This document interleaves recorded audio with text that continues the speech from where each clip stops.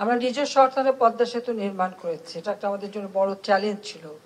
একবার আন্তর্জাতিক পর্যায়ে দুর্নীতির অভিযোগ আনা হয়েছিল, আমি চ্যালেঞ্জ দিয়েছিলাম এবং আমার ঘোষণা ছিল নিজস্ব অর্থায়নে পদ্মা সেতু নির্মাণ করব। আমরা তা করেছি। 1 বছর এখনো হয়নি, এরই মধ্যে পদ্মা সেতুতে 15,000 কোটি টাকা, 1500 কোটি টাকা, অর্থাৎ 1500 কোটি টাকা আমাদের টোল উঠেছে। এই টোলের হিসাবটা কিন্তু আমাদের সেতু বিভাগ কিন্তু তাদের খরচা পাতি সব রেখে, সব ব্যয়টায় ধরে সেটাকে রেখে এরপরে যে লাভটা হয় এটা কিন্তু সেইটুকু। এই যে 1500 কোটি 1500 কোটি টাকা যে আমাদের উপার্জন, এটা সম্পূর্ণ আমাদের নিজস্ব অর্থায়নে। অর্থাৎ বাংলাদেশ যে পারি, আমরা সেটা প্রমাণ করেছি।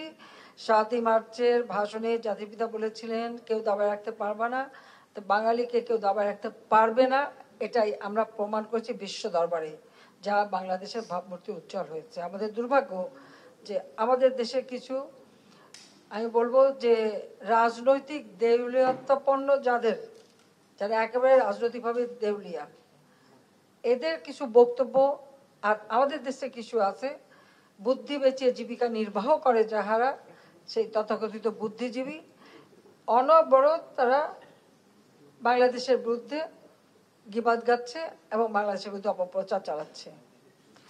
এবং সব থেকে আশ্চর্য ব্যাপার হচ্ছে যে দেশে অতি বাম অতি ডান সবই এখন তারা এক হয়ে গেছে। এটা কিভাবে হলো আমি জানি না। এই দুই মেরু এক হয়েও সব সারাক্ষণ শুনি আওয়ামী লীগ সরকারকে উৎখাত করতে হবে। অপরাধটা কি আমাদের? কোভিড-19-এর সময় আমরা বিনা পয়সা ভ্যাকসিন দিয়েছি, পৃথিবীর ধনী দেশ দেয়নি, কিন্তু বাংলাদেশ দিয়েছে।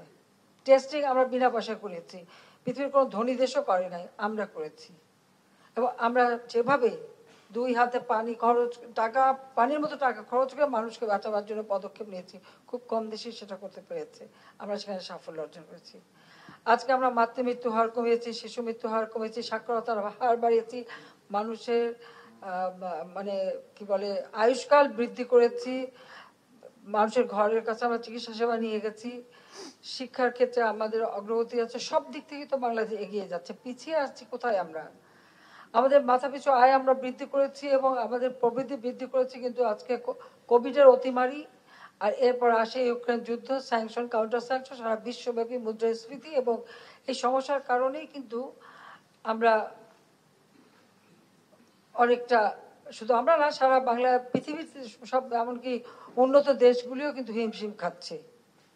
তারপরেও আমরা আমাদের অগ্রযাত্রা অব্যাহত রেখেছি। 2021 সাল আমাদের যে নির্বাচন ইশতেহার ছিল 2008 সালে, সেখানে আমরা ঘোষণা দিয়েছিলাম 21 সালের মধ্যে বাংলাদেশকে আমরা এক ধাপ উপরে তুলব।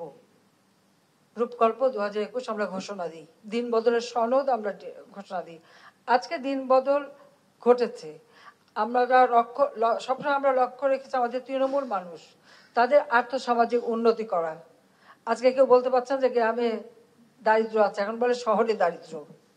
এটা একটা অদ্ভুত এখন হিসাব হয়ে গেছে যে দারিদ্রের হার শহরে বেড়ে গেছে, গ্রামে না। অথচ একসময় গ্রামের মানুষ একবেলা ভাত পেত না, খেতে পেত না, মাথা গোঁজার ঠাঁই ছিল না, রোগের চিকিৎসা পেত না, শিক্ষার আলো থেকে বঞ্চিত ছিল। আমাদের উন্নয়নের সকল কিছু আমরা তৃণমূল মানুষকে লক্ষ্য রেখেই পরিকল্পনা নিয়ে পরিকল্পিতভাবে এগিয়েছি।